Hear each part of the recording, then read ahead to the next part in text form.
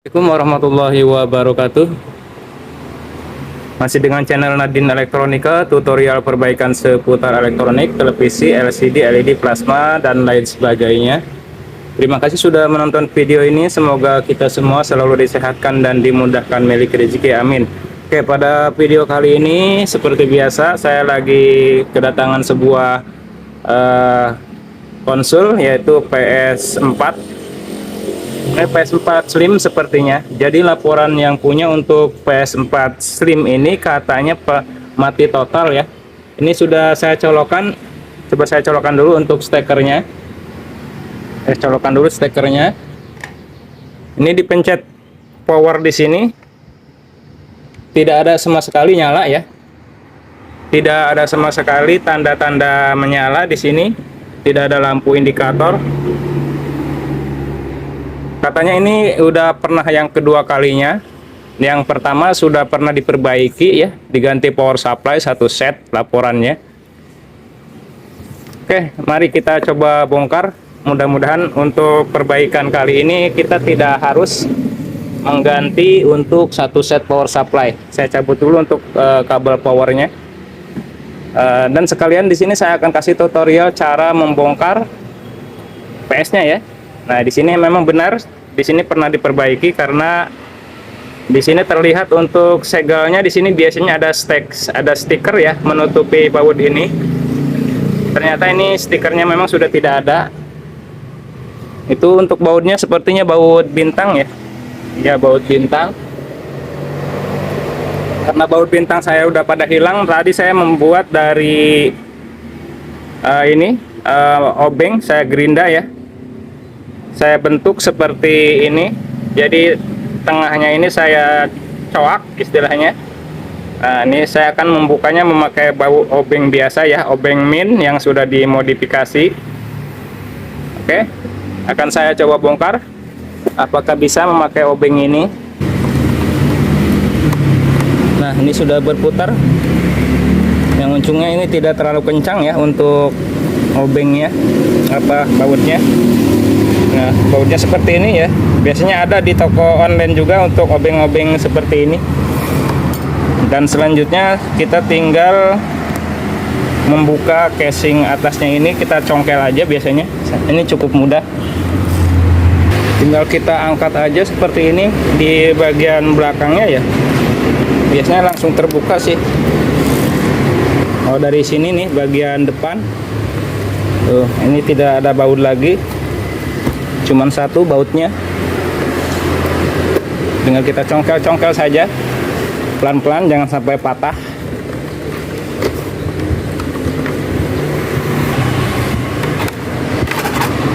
Nah, ini sudah terbuka nih untuk casing atasnya. Ini banyak stikernya. Nah, kita simpan dulu untuk casing atasnya. Nah, ini untuk ininya sudah terlihat di sini. Kita balik dulu. Nah, ini untuk bagian belakang yaitu power supply. Kita langsung tertuju ke power supply, dan jika mau membuka harddisk bisa di sini ya. Untuk harddisknya yaitu di sini nih. Nah, di sini biasanya tinggal digeser aja begini untuk harddisknya. Nah, dan di sini ada baut lagi satu kalau mau membongkar harddisk sekalian. Nah, kita buka bautnya. Oke, kemudian di sini ada, nah ini ada buat narik harddisknya ya. Tinggal kita tarik seperti ini. Dan ini harddisknya sudah terbuka, harddisk internalnya.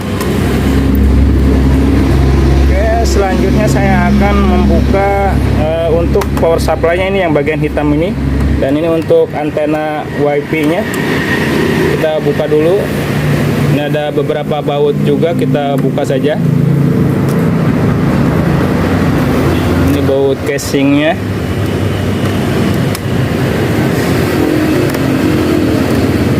Dan ini memakai ada 3 buah baut bintang lagi. Kita gunakan obeng yang sudah dimodifikasi.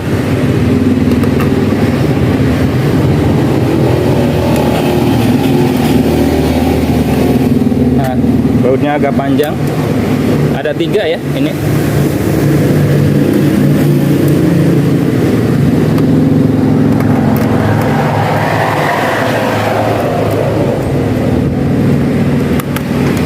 Oke. Untuk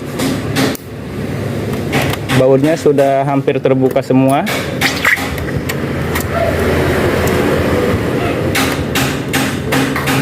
Nah, ini sudah terbuka semua untuk bautnya. Tinggal kita angkat untuk terbuka dulu ini WiFi-nya, antenanya. Nah, ini tinggal kita angkat ya untuk power supply-nya. Nah, ini untuk power supply-nya tinggal kita angkat seperti ini. Dan ini ada soket 5 voltnya di sini, soket standby-nya kita buka ya. Karena untuk 12 voltnya langsung di sini di lubang ini menuju sini ya. Nah, kita akan terfokus ke power supply dulu. Untuk unit PS-nya nanti saya singkirkan dulu. Oke, kita lanjut bongkar casingnya. Ini sudah tidak ada baut lagi, tinggal kita congkel-congkel saja. Oke, lanjut kita bongkar ya, kita periksa. Power supply PS-nya sudah saya buka, dan tadi sudah saya buka juga untuk ini casingnya. Ini tidak dibaut ya, hanya dicongkel-congkel saja, maka sudah terlihat di sini. Untuk bagian-bagian blok power supply-nya tadi banyak sekali debu, sudah saya bersihkan ya. Oke, untuk pengecekan power supply-nya dulu, karena ini tadi mati total, saya langsung tertuju pengecekan ke power supply-nya dulu ya. Caranya yaitu coba kita colokan dulu stekernya, apakah nanti untuk AC inputnya masuk atau tidak ya. Oke, udah saya colokan. Seperti biasa kita siapkan untuk multitester pada skala AC volt dulu ya, karena saya akan mengukur input dari tegangan 220 pon PLN di sini. Nah, di sini masuk 220 dari colokan ini. Kemudian yang satu ini melewati push ya, ini kaki spring ke sini. Berarti di sini harus ada. Dan ternyata di sini sudah ketahuan kosong ya, tidak ada tegangan 220 voltnya. Sepertinya untuk pushnya putus ya. Nah, kalau kita ukur di sini ada 229, dan setelah sekring di sini tidak ada ya. Oke, langsung saya matikan dulu lagi. Nah, kita balik untuk power supply-nya, coba kita lihat. Nah, ternyata ini sekringnya ya, benar. Ini sekringnya, coba saya ukur dengan skala ohm meter atau dengan buzzer ya. Biasanya akan berbunyi kalau dengan buzzer. Nah, di sini ternyata untuk sekringnya putus ya. Untuk sekringnya putus. Oke, saya buka dulu untuk sekringnya. Oke, untuk sekringnya tadi sudah saya buka, dan di sini akan saya ukur lagi memakai skala ohm. Ternyata memang putus sekringnya.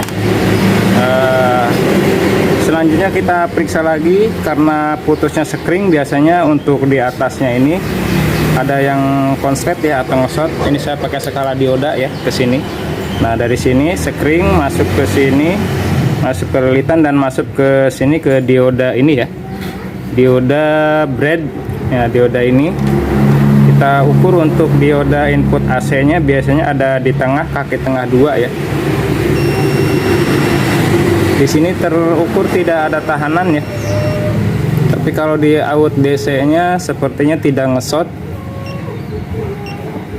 Ini terkurang ngesot di bagian ini ya, di bagian input AC nya. Oke, apakah diodanya yang rusak atau ada yang lain?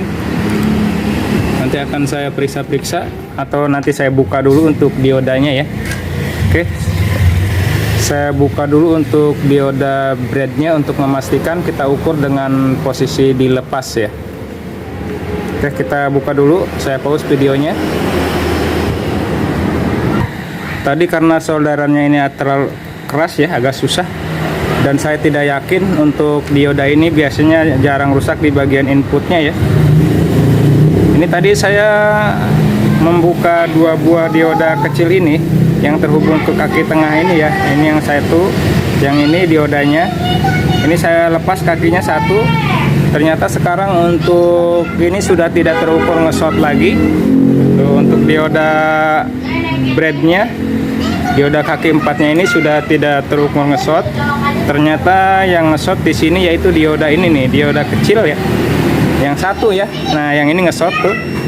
Kita bolak-balik di sini untuk testernya nge-short, tapi yang satunya ini tidak. Oh, sama ya. Ternyata ini dioda ini dua-duanya nge-short ya. Dioda kecil ini bisa dilihat di sini. Nah, dioda ini 2 buah tadi nge-short, ini sama ini. Kalau dioda yang ini tidak ya. Mudah-mudahan benar hanya dioda ininya. Nanti akan saya carikan 2 buah dioda yang mungkin agak mirip-mirip ya. Lanjut, saya carikan dulu diodanya. Jadi saya cari-cari dioda yang sama ya dengan ini tadi yang short yang ada di power supply ini. Ini tadi saya lihat pakai kaca pembesar, di bodinya tertulis seperti ini, ada tulisannya. Nah, LT 7801 atau 7B01 ya, tadi kurang jelas juga karena tulisannya kecil banget. LT 7801 atau 7B ini, kalau nggak 8B tadi saya terlihat. Terus di bawahnya lagi ada tulisan S1M ya, ini kodenya, kode diodanya nih yang tadi short. Saya cari-cari tadi cukup susah ya, karena ini memang PS4 masih jarang ya kalau daerah saya. Nah, tadi saya cari-cari di rongsokan. Saya punya power supply ini, power supply PS3 ya, ini PS3 part. Tadi saya nyari dioda itu pada posisi yang terhubung ke ini. Ada ya di sini. Ada 2 buah dioda juga, cuman bentuk diodanya beda. Dia diodanya seperti ini. Nah, diodanya seperti ini, cuman posisinya tadi sama ya. Lihat cara kerjanya sama, terhubung ke kaki dioda bread. Dan ini tertulis di bodinya apa tadi ya, PC69 apa ya, PC69 sepertinya. Ini kecil banget hurufnya. Nah, ini dioda yang buat gantinya saya ambil tadi di cabutan power supply PS3 ya. Nah, ini tulisannya seperti ini, PC69 ya. Ini akan saya coba ganti pakai ini saja. Ini ada 2 buah. Oke, saya pasang dulu ya, karena saya susah mencari dioda yang seperti ini, yang tertulis di bodinya. Ini kurang terlihat kodenya. Oke, ini saya pasang dulu diodanya, nanti disesuaikan. Untuk besarnya pun tidak terlalu beda jauh ya, cuman ini bentuknya ada kakinya. Saya pasang dulu. Oke, diodanya saya sudah solder ya, seperti ini. Ini dioda ini sepertinya berhubungan ya ke sini dan menuju ke rangkaian. Ini aset detect ya, kalau tidak salah. Saya kurang paham juga ini fungsi 2 buah dioda ini yang terhubung ke dioda bread yang ini nih. Karena di power supply lain tidak ada ya menggunakan dioda seperti ini. Hanya di power supply PS ya, PS3 juga ada seperti ini diodanya. Oke, mudah-mudahan ini benar diodanya saja. Tadi saya ukur untuk MOSFET tidak short, dan ini pun tidak short ya. Hanya tadi sikring putus ya, saya ganti dulu sikringnya. Oke, untuk sikring sudah saya ganti ini. Nah, ini sikring yang ada bungkusnya ya. Saya tadi ambil sikring dari bekas mesin TV LED yang di sini. Ini 5T3115 ampere ya. Udah, kalau yang aslinya ini 4 ampere, yang tadi 5 ampere. Tidak apa-apa, saya ganti yang 5 ampere ya. Coba saya cek lagi nanti ke depannya apakah ada yang short atau tidak ya. Oke, saya cek satu persatu nanti yang berhubungan dengan dioda ini. Sekarang apakah masih terukur short atau tidak? Ini sudah tidak ya.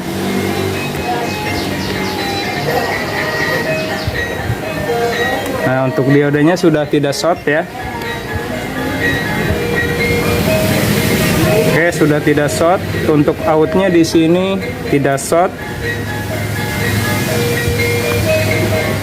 Untuk MOSFET-nya, MOSFET finalnya berarti yang ini nih ya, yang ada heatsinknya, dan kakinya yang ini. Sepertinya untuk MOSFET pun tidak short. Mudah-mudahan aman. Nanti akan saya colokkan dulu ke listrik ya, apakah sudah normal atau belum. Oke, ini untuk power supply-nya sudah saya nyalakan. Sini akan saya ukur dulu untuk tegangan AC inputnya. Ini 228 sudah masuk, dan setelah sikring pun di sini sudah masuk. Kemudian untuk DC pole-nya di sini kita ukur langsung saja di dioda ini ya, yang dioda 4 kaki ini. Nah, di sini sudah terukur 324 volt. 324 volt ya. Berarti sudah masuk dan sudah bekerja untuk dioda breadnya. Dan untuk power supply PS seperti ini. Sorry, berisik, banyak kendaraan lewat. Ya, di sini di soket ini biasanya. Nah, di soket sini biasanya harus ada 5 volt dulu. Dan untuk 12 volt yang di soket ini biasanya, ya di soket yang ini akan keluar setelah dikonek ke PS-nya ya. Di saat standby di sini 12 volt tidak akan keluar yang di soket ini. Kalau di sini harus ada 5 volt. Nah, ini dioda 5 voltnya. Dan ini untuk trafo rangkaian 5 volt, ini untuk 12 volt terpisah. Di saat tidak dikonek ke PS-nya di sini seharusnya ada 5 volt ya. 5 volt DC. Groundnya di sini aja boleh. Dan di sini ternyata tadi tidak ada tegangan 5 volt ya. Di sini masih 0 volt. Di soket sini di 5 volt SB ya. Ternyata kosong. Sedangkan di sini untuk trafo 5 volt standby ini sepertinya tidak bekerja. Dan kalau diperhatikan di sini untuk MOSFET finalnya ini ya. Dan untuk IC drivernya di sini yang ini ada kerusakan juga ya di rangkaian 5 voltnya. Oke, saya matikan dulu, saya buang dulu tegangannya ya, takut menyengat tangan. Tegangan sisanya saya buang dulu. Oke, di elko yang ini pun nanti akan saya buang. Oke, sepertinya ini ada kerusakan ya. Kalau saya ukur tadi di sini untuk dioda MOSFET-nya ini, untuk MOSFET-nya ini sepertinya tidak ada kerusakan. Saya curiga IC ini nih, IC drivernya atau IC PWM-nya yang 8 kaki dengan nomor serinya yaitu berapa nih nomor serinya? Nah, nomor serinya DA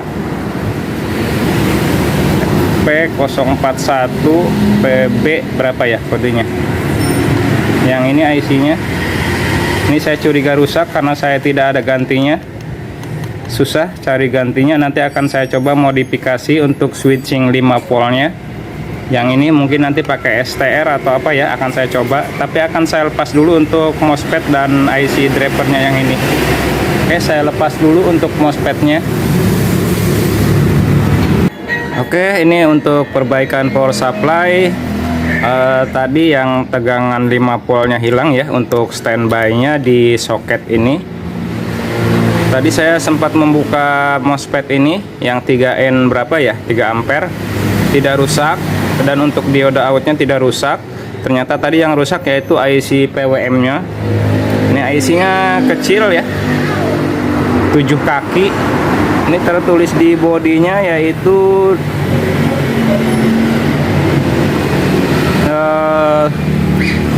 ini sangat kecil sekali, tidak begitu terbaca. Nanti saya zoom ya. Nah, ini BAP041 ya, tertulis di bodinya BAP041. Tadi alhamdulillah saya dapat cabutan ya dari power supply ini, dari power supply TV LED. Saya cari-cari, alhamdulillah tadi ada yang sama ya. Oke, sekarang setelah saya ganti IC drivernya dan ini sudah saya kembalikan ke aslinya, saya pasang kembali semua yang tadi saya lepas. Nanti ini akan saya coba nyalakan dulu, saya colokkan. Oke, ini sudah saya colokkan striker AC-nya. Dan di sini saya ukur untuk tegangan 320 volt sudah masuk. Terus di dioda yang ini, karena sini memakai dioda ya, yang utama di sini sudah masuk. Yang di sini yang tadi buat tegangan 5 volt di elcos ini juga sudah masuk. Dan sekarang saya ukur di pin outnya di sini, di dioda ini 5 voltnya. Untuk groundnya di sini aja. Nah, ini sekarang ada ya, terukur biarpun tidak 5 volt, sekitar 4,8 ya tadi ya. Sekitar 4,8 volt ya. Di soket yang ini pun ada di 5 volt SB. Di sini ada 4,5 volt. Sekarang saya akan setar paksa dulu untuk memastikan bahwa 12 volt yang di soket utama di sini. Yang di sini nih. Ya, yang di sini ini out untuk 12 voltnya ya, di soket yang ini nih. Dia tidak ada di saat masih PS standby, jadi harus kita start paksa dulu. Kalau PS-nya tidak terpasang ya. Coba saya ukur di sini memakai tester. Dan saya akan start paksa di sini dengan cara yaitu, nah 5 volt SB ini kita shortkan ke pin STB ya. Coba saya shortkan apakah 12 voltnya bisa keluar atau tidak ya. 5 volt kita shortkan. Nah, alhamdulillah sudah keluar ya. Kita shortkan 5 volt SB ke AC/DC standby. Ini sudah keluar di pin out 12 voltnya sekitar 11,8. Sepertinya untuk power supply mudah-mudahan sudah bisa normal. Ini nanti akan saya coba ke unitnya nanti. Oke, ini akan saya buang dulu tegangan-tegangan sisanya untuk saya pasang kembali ke casing power supply-nya. Nah, berarti tadi kerusakan ada beberapa buah yang rusak, yaitu dioda ya, 2 biji dioda yang ini. Kemudian IC driver ya, yang rusak hanya ini saja sebenarnya. Oke, sekarang akan saya pasang kembali ke casingnya. Ini casingnya.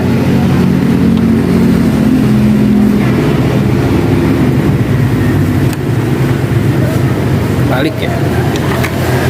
Iya. Ini casingnya saya pasang kembali. Oke, untuk power supply-nya sudah saya pasang kembali ke casingnya. Nanti tinggal saya langsung coba ke unit PS-nya. Nah, ini dia unit PS-nya.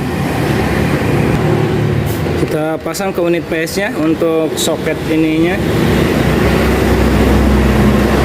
Soket standby.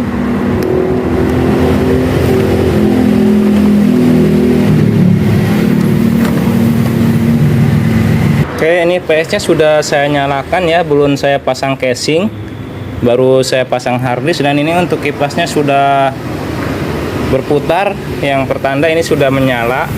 Dan ini sudah saya connect ke TV di sini. Nah, di sini ada keterangan tidak dapat memulai PS4. Sambungkan DualShock 4 menggunakan kabel USB. Berarti dia minta memasukkan stick ya. Dan karena yang punya sticknya tidak dibawa, berarti saya tidak bisa mengetes lebih lanjut. Yang jelas untuk kerusakan mati total PS4 ini tadi sudah diketemukan permasalahannya, yaitu power supply seperti video tadi. Mudah-mudahan untuk yang lainnya nanti normal ya. Dan untuk selanjutnya mungkin nanti akan saya buka lagi dan saya akan bersihkan karena banyak sekali debu-debu di sini. Sekalian nanti saya bersih-bersihkan. Dan untuk tutorial kali ini saya cukupkan sampai di sini. Semoga bisa bermanfaat. Akhir kata dari saya, Nadin Elektronika. Waalaikumsalam warahmatullahi wabarakatuh. Sukses selalu.